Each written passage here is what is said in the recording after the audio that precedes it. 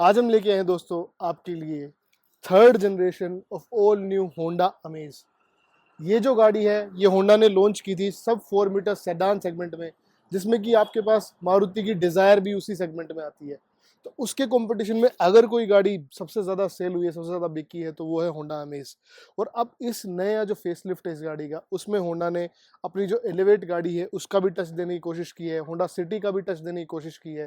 तो आज ये गाड़ी के बारे में हम आपको कंप्लीट डिटेल्स बताएंगे, प्राइसिंग इसकी बताएंगे, ऑन रोड आपको किस प्राइस में पड़ती है, और सारे फीचर्स आज आपको इसके बताएंगे। जय हिंद दोस्तों, बेनी मोटो चैनल पे आपका स्वागत है और चलिए शुरू करते हैं इस गाड़ी का रिव्यू।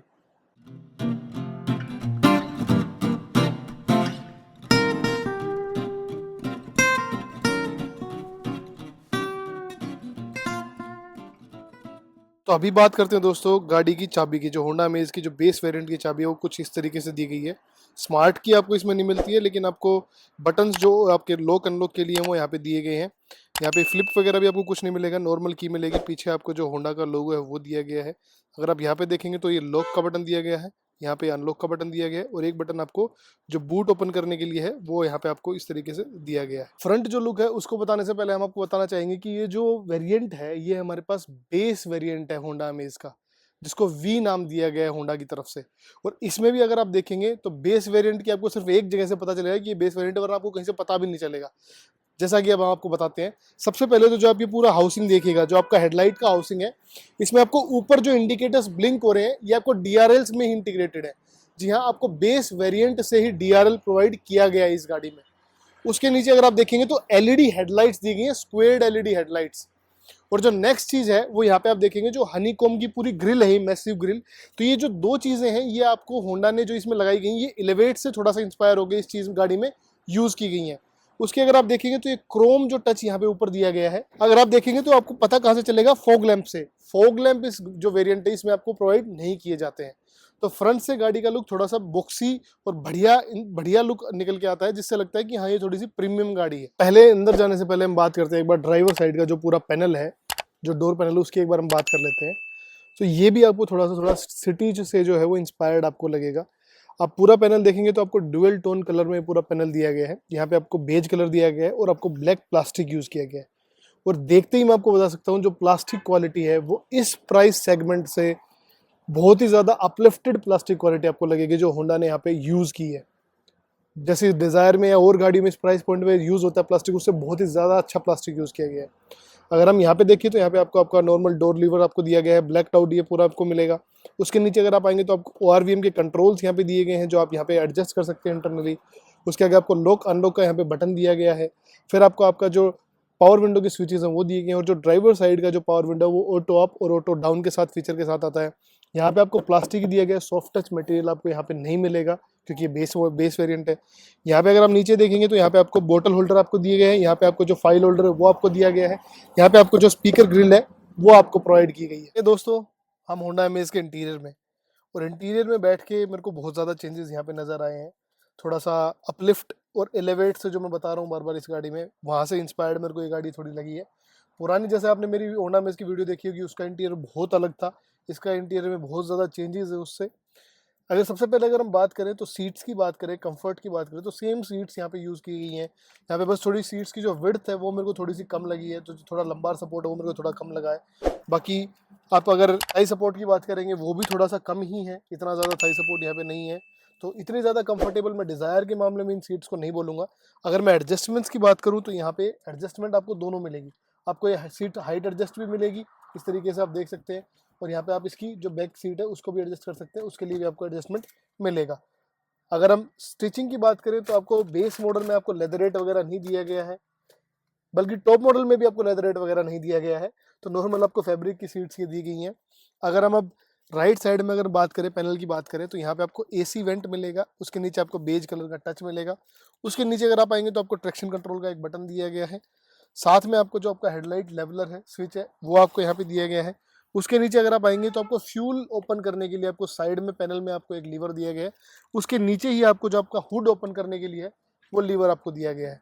अब अगर हम स्टीयरिंग व्हील की बात करें तो ये सेम स्टीयरिंग व्हील है जो होंडा हमेशा जो यूज़ करती आ रही है, होंडा सिटी में भी यूज़ कर रही है, एलिवेटर में भी यूज़ कर रही है।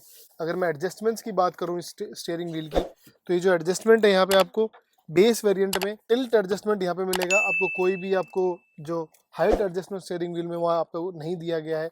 स्विचेस की बात करें जो इसमें आपको वाइपर्स के लिए स्विच यूज़ किए गए हैं, तो आपको नॉर्मल स्विच यूज़ किए गए हैं, उसमें आपको कोई भी ऑटोमेटिक वाइपर या कुछ नहीं मिलता है। हेडलाइट भी आपको नॉर्मल मैनुअल मिलते हैं, वो भी आपको ऑटोमेटिक नहीं मिलते हैं। अगर हम स्टीयरिंग व्हील पे ही बटन्स की बात करें तो लेफ्ट साइड में जो आपके जो बटन दिए गए हैं वो आपको स्क्रीन जो यहाँ पे प्रोवाइडेड है उसके लिए, इंफोटेनमेंट स्क्रीन के लिए आपको यहाँ पे बटन दिए गए हैं। और अगर हम राइट साइड में अगर बात करें तो वहाँ पे कोई क्रूज कंट्रोल वगैरह आपको नहीं मिलेगा। यहाँ पे आपको वॉइस कमांड वगैरह के फीचर आपको ज़रूर मिलेंगे स्टीयरिंग व्हील में। अब अगर हम MID की बात करें तो जो 7 इंच की जो MID है वो यहाँ पे आपको बेस वेरिएंट से ही प्रोवाइड की जाती है। स्क्रीन आपको यहाँ पे मिलेगी।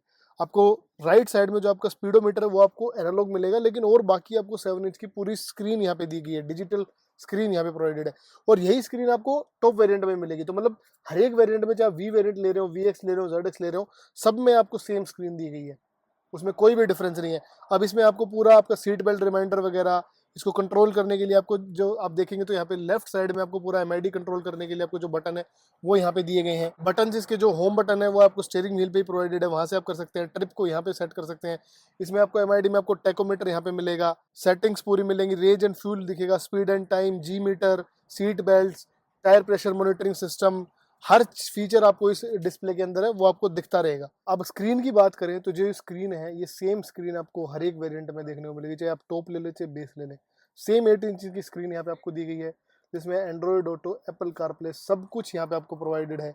उसके नीचे अगर आप आएंगे तो आपको 2 AC वेंट्स दिए गए हैं, और AC वेंट्स के साथ आपको थोड़ा सा एक पैटर्न भी दिया गया है प्लास्टिक में, थोड़ा डिज़ाइन एलिमेंट यूज़ किया गया है कि अच्छा लगे लोगों को। उसके नीचे अगर आप आएंगे तो आपको पूरा AC का हाउसिंग दी गई है, और जो AC हाउसिंग है ये पूरी मैनुअल यहाँ पे प्रोवाइडेड है। ये ऑटोमेटिक AC आपको नहीं दिया गया, पूरा मैनुअल AC दिया गया है, जिसके फील भी आपको नॉर्मली आएगा क्योंकि बेस वेरिएंट है। उसके नीचे अगर आप आएंगे तो एक बहुत ही मैसिव सी स्पेस दी गई है, जिसमें आप अपना फ़ोन, वॉलेट वगैरह आप कुछ भी रख सकते हैं। उसके लेफ्ट साइड में आपको 12 वोल्ट का पावर आउटलेट दिया गया है। आपके राइट साइड में आपको USB चार्जिंग का सपोर्ट दिया गया है। उसके नीचे अगर आप आएंगे तो आपको 2 कप होल्डर्स प्रोवाइडेड है साइड में। उसके नीचे आपको आपका नॉर्मल मैनुअल जो 5 स्पीड और जो गियर बॉक्स है वो आपको दिया गया है। फिर आपको फिर थोड़ा सा स्पेस दिया गया जहाँ पे आप अपना कुछ सामान रख सकते हैं। मैनुअल आपको पार्किंग ब्रेक प्रोवाइडेड है। उसके साथ आपको यहाँ पे फिर से एक स्पेस दी गई है जहाँ पे आप बोतल वगैरह आप कुछ भी रखना चाहे तो वो रख सकते हैं। आर्म रेस्ट इस गाड़ी में भी नहीं दिया गया है, जैसे डिज़ायर में नहीं दिया जाता है, आर्म रेस्ट इसमें भी आपको नहीं दिया गया है। अगर हम ऊपर बात करें, सनशेड्स की बात करें, तो यहाँ पे एक चीज़ अच्छी है कि जो आपका ड्राइवर पैनल है वहाँ पे भी आपको मिरर दिया गया है, और मिरर भी बहुत अच्छा खासा साइज़ का मिरर दिया गया है, आप अच्छे आराम से इसको यूज़ कर सकते हैं। और जो पैसेंजर साइड है वहाँ पे भी आपको आपका मिरर दिया गया है। अगर आप IRVM की बात करें तो यहाँ पे आपको मैनुअल आपको आपका डे एंड नाइट स्विच का जो IRVM है वो यहाँ पे प्रोवाइड किया गया है। ऑटोमेटिक IRVM आपको नहीं दिया जाता है। अगर आप इस गाड़ी में एयरबैग्स की बात करें तो लगभग आपको 6 एयरबैग्स इस गाड़ी में प्रोवाइड किए जाते हैं, जो स्टैंडर्ड आपको बेस वेरिएंट से ही प्रोवाइड किए जाते हैं। वो हम सेफ्टी में आगे आपको बताएंगे। अब इसकी और डिटेल के लिए, पीछे की आपको सारे फीचर बताने के लिए गाड़ी के चलते हैं बैक सीट के अंदर। तो जैसा अभी हमने पिछली वीडियोस में साइरोस भी दिखाई, आपको डिज़ायर भी दिखाई, सब दिखाई, तो ये जो सीट है ये मेरे को थोड़ी ज़्यादा कंफर्टेबल लगी है, क्योंकि सेडान एक तो पहली ऑब्वियस सी बात है, थोड़ा सा आप ग्राउंड के टच थोड़ा ऐसा लगता है कि हाँ फील आपको बढ़िया आती है। सेटिंग पोस्चर आपका इस सीट पे बढ़िया हो जाता है। पूरी बेंच सीट आपको ये मिलती है, कोई से 60-40 स्प्लिट आपको इसमें नहीं दिया जाता है। तो अच्छी कंफर्टेबल सीट्स दी गई हैं। ये आप स्पेस देखेंगे तो इतना खासा कुछ आपको लेग रूम मिल जाता है। ये आपका थाई सपोर्ट इतना है, और हेडरूम बहुत मिलता है आपको इस गाड़ी में। ऐसा कुछ नहीं है कि हेडरूम की आपको इस गाड़ी में कुछ कमी मिलेगी। बढ़िया स्पेसियस आपको आपका जो हेडरूम है वो दिया गया है। यहाँ पे आपको ग्रैब हैंडल्स दिए गए हैं। इसमें आपको कोई भी आपको हुक वगैरह, आपको कोई भी नॉर्मल चीज़ आपको नहीं दी जाती है। अगर हम एक थोड़ी सी डिसअपॉइंटमेंट की बात करें तो यहाँ पे आपको जो पीछे आपको जो आपको AC वेंट्स हैं वो आपको नहीं दिए गए हैं इस वेरिएंट में। ये बहुत ही बड़ी डिसअपॉइंटमेंट है, क्योंकि अब हर गाड़ी में आपको AC वेंट्स आने लगे हैं, तो ये इस गाड़ी में ज़रूर देने चाहिए थे। उसके नीचे आपको एक 12 वोल्ट का यहाँ पे चार्जिंग सॉकेट दिया गया है दोबारा से, और आपको यहाँ पे जो हम्प है गाड़ी में वो भी आपको कम ही मिलता है, इतना ज़्यादा नहीं मिलता है। अगर मैं हेडरेस्ट की बात करूँ तो तीनों पैसेंजर्स के लिए यहाँ पे आपको हेडरेस्ट प्रोवाइडेड है, और सीट बेल्ट भी आपको तीनों के लिए प्रोवाइडेड है। यहाँ पे आपको आर्मरेस्ट इस गाड़ी में ज़रूर आपको बेस वेरिएंट में ये देखिए आपको अवेलेबल करा दिया गया है। तो एक ही डिसअपॉइंटमेंट मेरे को यहाँ पे लगी कि यहाँ पे आपको AC वेंट्स प्रोवाइड नहीं किए गए हैं। चलिए अब गाड़ी के इंजन के स्पेसिफिकेशंस के बारे में, इसकी ऑन रोड प्राइसिंग के बारे में, हर डिटेल के बारे में हम थोड़ा बाहर जाके आपसे डिस्कस करते हैं। गाड़ी की अगर दोस्तों इंजन की स्पेसिफिकेशंस की हम बात करें तो जो ये अमेज गाड़ी है ये आपको सिर्फ पेट्रोल वेरिएंट में मिलेगी। और अगर हम इंजन की बात करें तो लगभग 1199 सीसी का जो इंजन है वो आपको दिया गया है, जो 89 bhp की पावर देता है और लगभग 117 Nm का टॉर्क आपको जनरेट करके ये गाड़ी देती है। अगर हम ट्रांसमिशन की बात करें तो यहाँ पे मैनुअल ट्रांसमिशन आपको मिलेगा, सीवीटी ट्रांसमिशन आपको मिलेगा और मैनुअल में आपको 5 स्पीड का आपको गियर बॉक्स यहाँ पे दिया गया है। अगर हम पूरा और इंजन की ओवरऑल बात करें तो इसकी जो माइलेज है वो लगभग 18 से 19 जो KMPL है वो लगभग जो होंडा है वो क्लेम करती है। और अगर हम सेफ्टी फीचर्स या और डिटेल्स के बारे में अगर हम बात करें तो इसमें आपको एयरबैग्स की मैंने जैसे जैसे आपको बताया 6 एयरबैग्स आपको यहाँ पे प्रोवाइडेड है। जो रिमोट कंट्रोल की है वो आपको प्रोवाइड की गई है। टायर प्रेशर मॉनिटरिंग सिस्टम आपको इसमें दिया गया है। आपको आगे के जो डिस्क ब्रेक्स हैं वो आपको डिस्क ब्रेक दिए गए हैं, पीछे आपको ड्रम ब्रेक्स प्रोवाइड किए जाते हैं। आपको ट्रैक्शन कंट्रोल वगैरह ये सारे आपको जो सेफ्टी फीचर्स हैं वो आपको प्रोवाइड किए गए हैं। सीट बेल्ट रिमाइंडर आपको दिया गया है, पीछे भी आपको जो सीट बेल्ट है तीनों पैसेंजर्स के लिए वो सारे आपको दिए गए हैं। अगर हम गाड़ी के अब ऑन रोड प्राइस की बात करें तो अभी फिलहाल हम हैं सुनहरी होंडा में, जो कि बीकानेर में स्थित है। ये बाईपास रोड पे स्थित है, आपका लूनकरण सर की तरफ अगर जाते हैं तो। अगर हम गाड़ी के ऑन रोड प्राइस की बात करें वी वेरिएंट की, जो ऑन रोड प्राइस है गाड़ी का वो बीकानेर में वो आपको लगभग पड़ेगा 9.5 लाख रुपए का। ये आपको बेस वेरिएंट पड़ेगा। सारे फीचर्स आपको हमने इसके बताए, तो आप इसको देख सकते हैं डिज़ायर से कंपीट करके। हमने डिज़ायर की भी वीडियो अपलोड कर रखी है। वीडियो कैसे लगी आप ज़रूर हमें बताएं कमेंट्स में। वीडियो को लाइक करें, शेयर करें और सब्सक्राइब करें।